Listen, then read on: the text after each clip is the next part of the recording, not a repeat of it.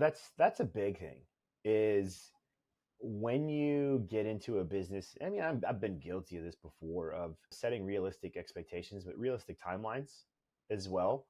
I think expectations and timelines are kind of, two separate things. One, unmet expectations generally come from too aggressive of timelines. I've had businesses where I firmly believe that they can be profitable within the first, 90 days, only to realize that I was kind of just operating off of bad information.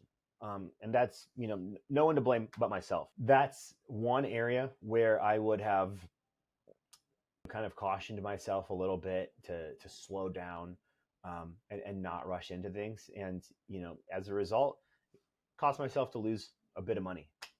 It happens. Like it's when you're operating business at the right time, like the lessons that you learn are the ones that cost you time and money. By setting poor expectations and unrealistic timelines, generally that's when you're going to lose money. Now, a big thing is just try to be very poised and reflect on experience, talking to other people who work in a similar manner to myself, and lean on them.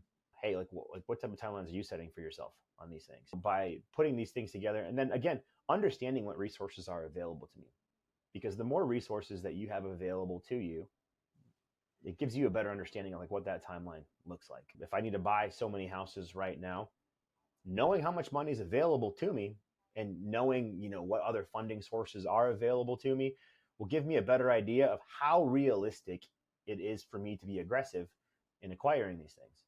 Like what does that lead flow need to look like? What type of time expenditure is it going to take for me to get these houses? But then also setting expectations, not only setting expectations with yourself, but people that you might potentially be working with. This is something that I do a lot of fundraising. And so talking to my capital partners is, when I was younger, I was just, hey, let's just get the money in and then figure it out afterwards. Now, a really key component is, hey, before we start doing deals together, let's make sure that we have a very solid expectation, a solid understanding and solid expectations of one another as to what this relationship looks like.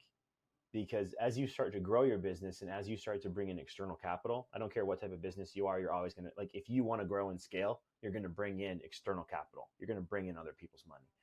And so being able to set up realistic expectations on the front end of, this is where your money is going to go. This is what your money is going to be used for. This is a realistic, expectation of what type of return you're going to get and in what amount of time. Establishing these things on the front end is going to prevent miscommunication.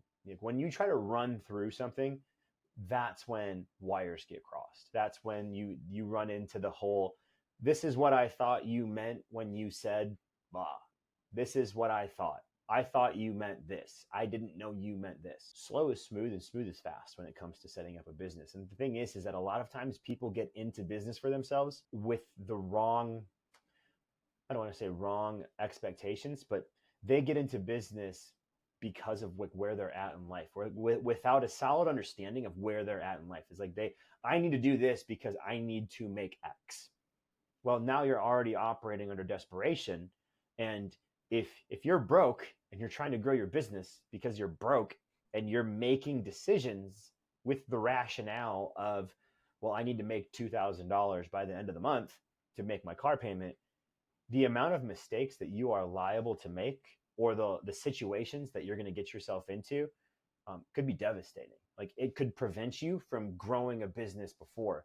And the thing that I hate about what I see online today is the amount of outliers that are telling their story about, I only had 30 days to make $10,000 and I made $10,000 and my life would change. That story is legitimately one in a million.